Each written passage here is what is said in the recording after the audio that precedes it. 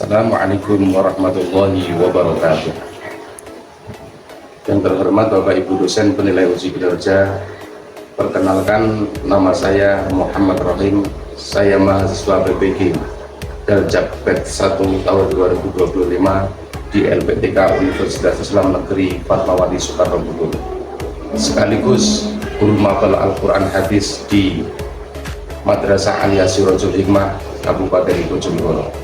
Pada video kali ini saya melaksanakan praktek pembelajaran uji kinerja pada siswa kelas 10 dengan materi hadis sahih sebagai dasar hukum.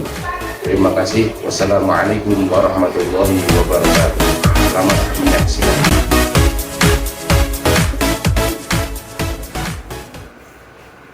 Assalamualaikum warahmatullahi wabarakatuh. Waalaikumsalam warahmatullahi wabarakatuh. Gimana kabarnya anak? Baik. Alhamdulillah. Semuanya diberi berdoa oleh A'udzubillahi minasyaitonir rajim. Bismillahirrahmanirrahim. Untuk mengawali materi pada pagi hari ini kita sudah berdoa. Sebelum masuk pada materi ini juga saya akan berdoa dulu siapa lagi yang sudah masuk dan siapa lagi yang masuk. Saya akan terdahulu ya. Abu Bakar Zaro,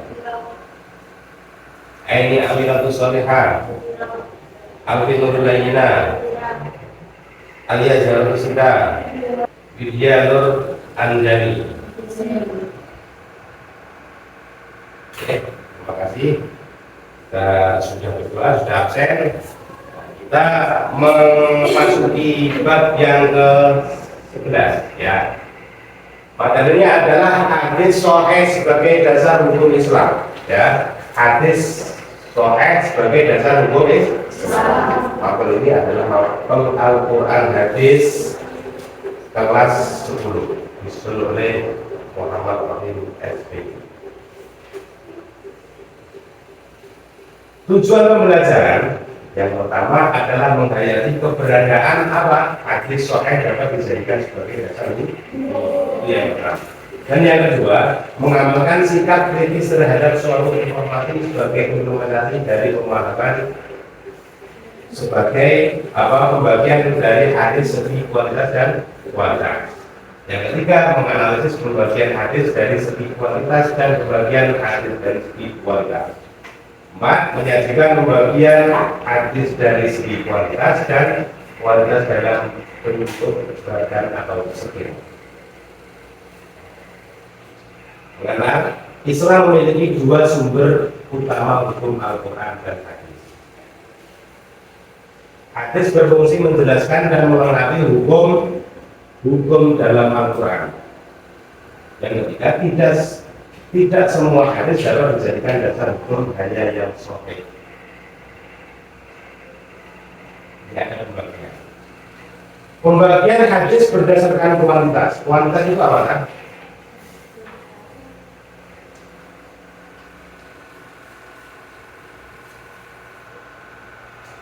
Apa? Banyak.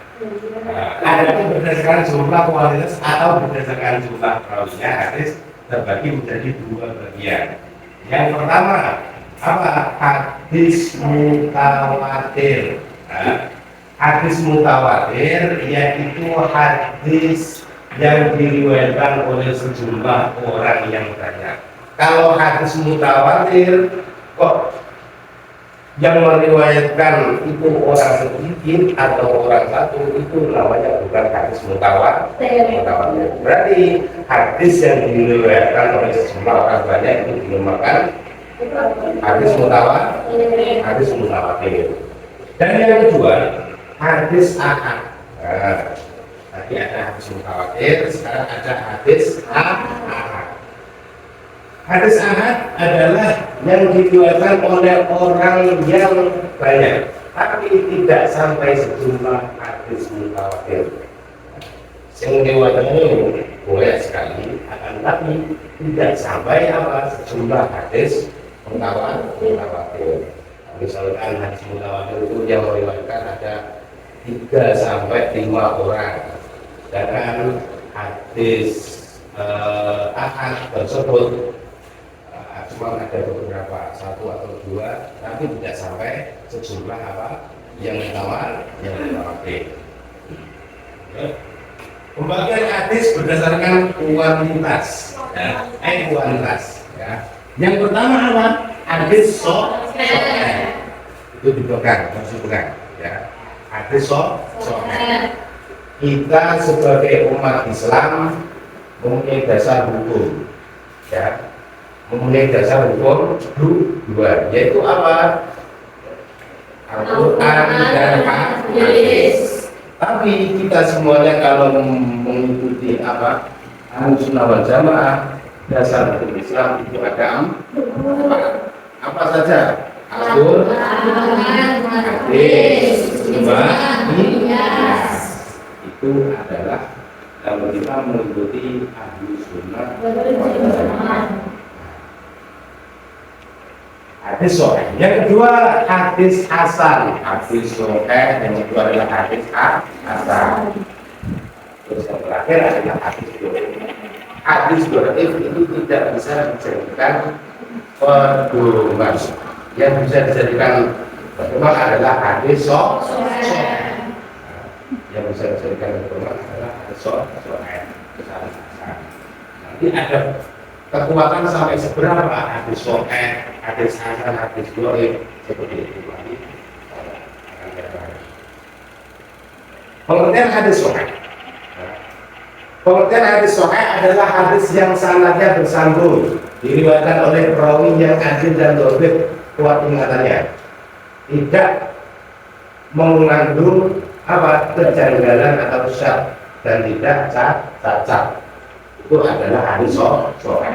Memang hadis sahih itu yang melafalkan atau yang meriwayatkan itu daya ingatnya sangat kuat. Ingatannya itu sangat tajam. Pengingatnya itu tajam. Itu hadis sahih. Syadz itu tidak ada kejanggalan. Tapi untuk itu yang namanya hadis sahih. Tidak ada cacatnya atau istilah. Hadis sahih dianggap paling kuat dalam hierarki hadis. Memang sangat kuat itu hadis sahih itu ya. Sangat kuat. Syarat hadis sahih, syaratnya hadis sahih itu ada berapa? Yang pertama adalah sanadnya bersambung atau ittisal al-sanad. Itu syarat hadis sahih. Jadi sanad itu bersambung sampai kepada Rasulullah Shallallahu Alaihi Wasallam.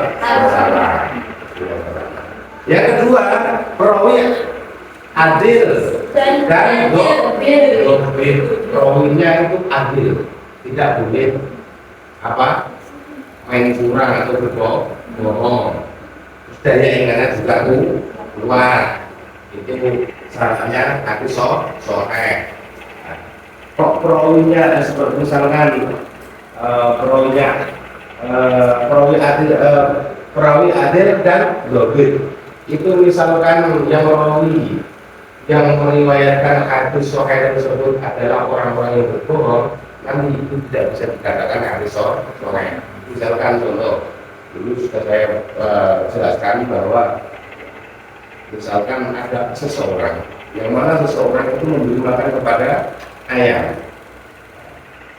maka nanti, ya, misalkan seperti itu. Terus ayam tersebut apa? Datang.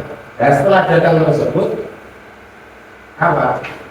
Sebenarnya kamu akan memberi makan, akan tetapi kamu berbohong. Nah, kamu bohongi ayam tersebut apa? Datang. Tidak, kamu beri makan. Sebenarnya kamu beri makan. Itu berbilang sama kayak ini kepada akan tapi kamu tidak teman sekali ya. Nah, seperti itu kata ibu saya, seperti itu juga bisa dikatakan orang yang meriwayatkan hadis sahih karena itu termasuk berbohong kepada Tuhan itu tidak boleh, apalagi berbohong kepada manusia. Nah, itu yang meriwayatkan hadis sahih. Yang ketiga apa? Tidak syad, tidak bertentangan dengan hadis yang lebih kuat. Tidak apa? Bertentangan dengan hadis yang lebih kuat.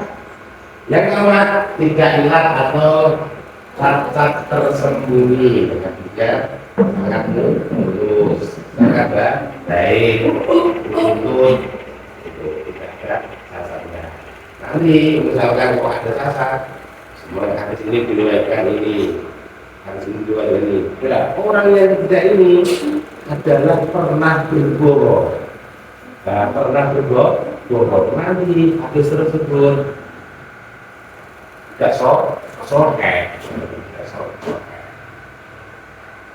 Lanjut. Menjelaskan ayat-ayat Al-Quran. Itu tafsir.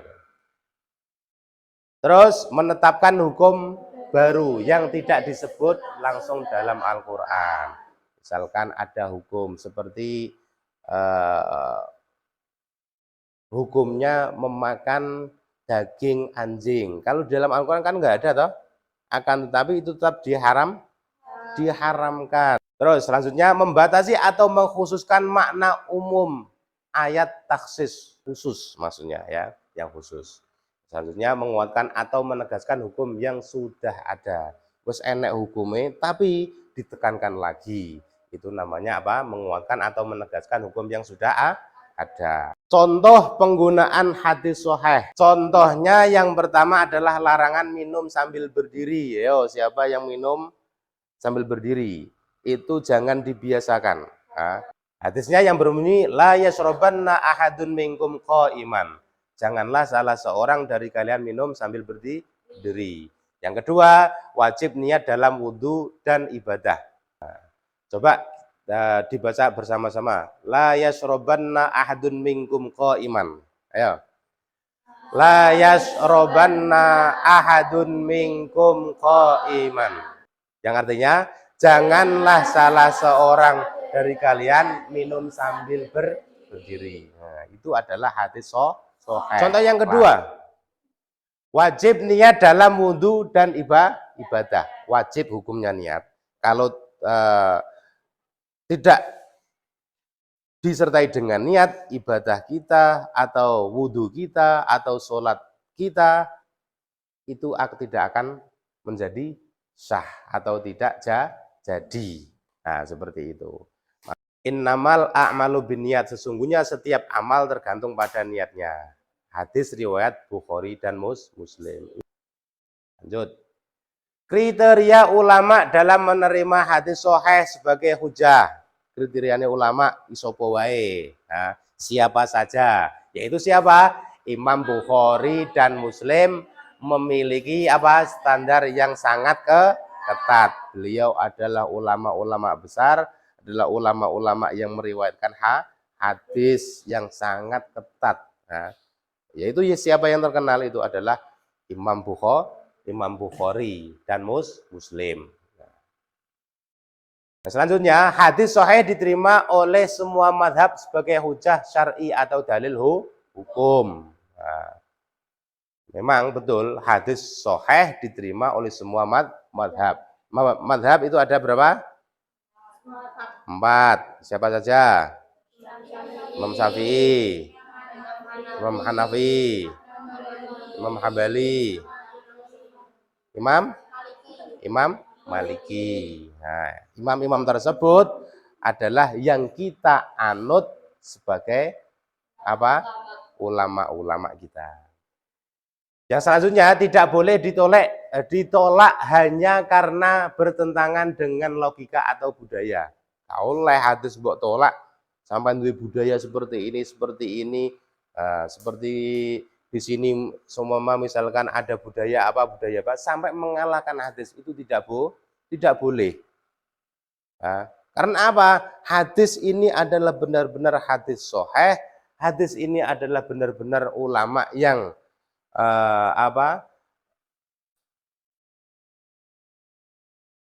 hadis tersebut adalah yang menyetujui hukum-hukum tersebut. Nah, yang diriwayatkan siapa? Imam Bukhari, Muslim, dan imam-imam lainnya itu adalah berdasarkan apa? Berdasarkan Rasulullah Shallallahu Alaihi wasallam, seperti itu. Selanjutnya pengertian hadis hasan. Nah, pengertian hadis hasan. Tadi hadis soheh. Ya, hadis soheh. Hadis hasan adalah hadis yang sanadnya tersambung. Hadis hasan adalah hadis yang sanadnya tersambung. Dengan siapa? Dengan perantara perawi yang adil, yang sedikit lemah hafalannya, tidak ada syad, berbeda dengan hadis yang lebih soheh dan ilat atau penyakitnya. Masih unggul mana? Tetap masih unggul hadis soheh. Kalau hadis hasan ini hadisnya juga bagus, tapi apa? Hafalannya masih lemah. Itu hadis hasan. Ya memang bagus, tapi tidak bisa menandingi hadis soheh. Lanjut. Kriteria hadis hasan. Nah, yang pertama apa? Sanad hadis harus bersambung. Sanad hadis harus bersambung. Itu adalah kriteria hadis hasan. Yang kedua adalah perawinya adil. Nah, tapi kalau hadis soheh ada perawinya adil dan dobit. Kalau ini tidak, perawinya adil saja. Nah, yang ketiga, perawinya mempunyai sifat dobit, namun kualitasnya lebih rendah, kurang dari yang memiliki oleh perawi hadis soheh. Gak koyo sing duweni, atau gak koyo sing riwayat hadis soheh, hafalannya masih lemah. Nah, itu hadis apa? Hadis hasan. Yang keempat, hadis yang diriwayatkan tersebut tidak syad. Syad tadi apa? Tidak bertentangan, ya. Tidak bertentangan. Hadis yang diriwayatkan tersebut tidak syad atau tidak bertentangan. Yang kelima, hadis yang diriwayatkan terhindar dari ilat yang merusak. Hadis tersebut terhindar dari hadis yang merusak atau ilat. Nah. Pengertian hadis doif. Tadi hadis soheh sudah, hadis hasan sudah, sekarang hadis doif. Lah, hadis kok doif toh Pak? Hadis memang ada 3 tersebut. Hadis soheh, hadis hasan, hadis doif.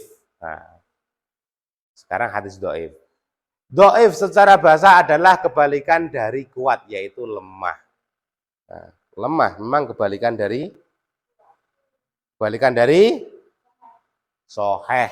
Nah, secara istilah yaitu hadis doif, apa yang sifat dari hadis hasan tidak terpenuhi dengan cara hilangnya satu syarat dari syarat-syarat hadis hasan. Wis sakti wae gak terpenuhi. Iku nek hadis doif nengone tidak memenuhi kriteria nengone hadis hasan. Jadi ini hadis doif itu sangat lemah, tidak bisa dijadikan hujah atau tidak bisa dijadikan dalil atau dasar.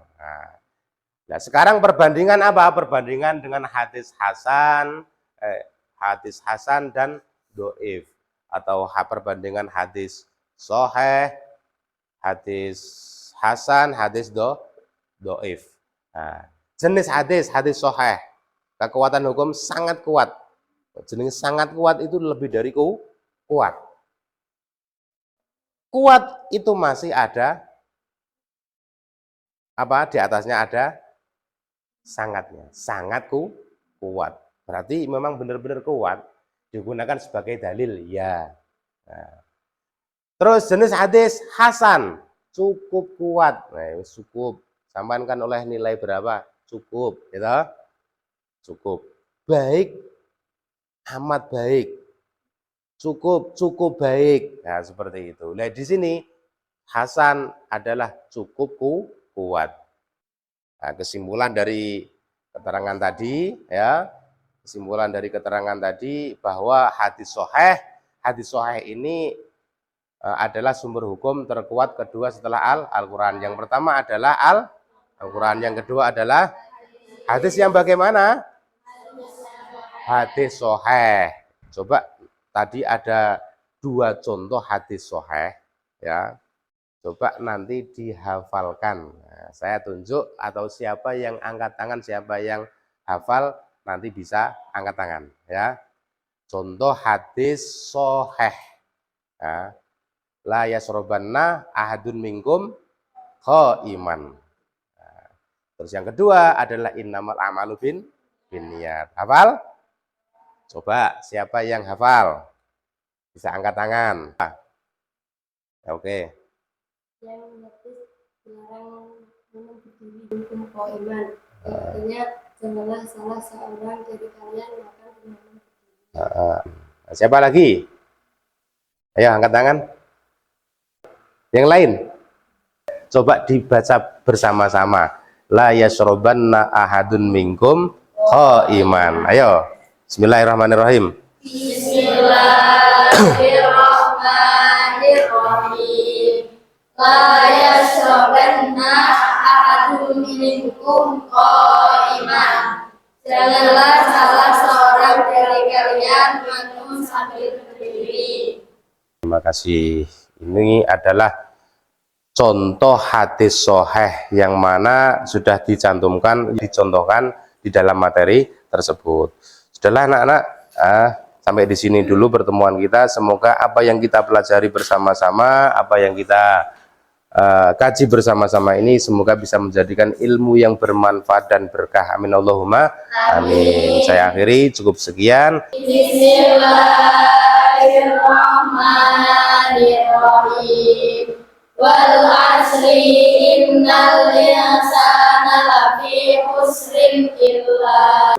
Sekian pertemuan kita, semoga apa yang kita pelajari dan apa yang kita kaji bersama bisa menjadikan ilmu yang bermanfaat dan berkah. Amin Allahumma amin. Saya akhiri, ihdinas siratal mustaqim. Wassalamualaikum warahmatullahi wabarakatuh. Waalaikumsalam.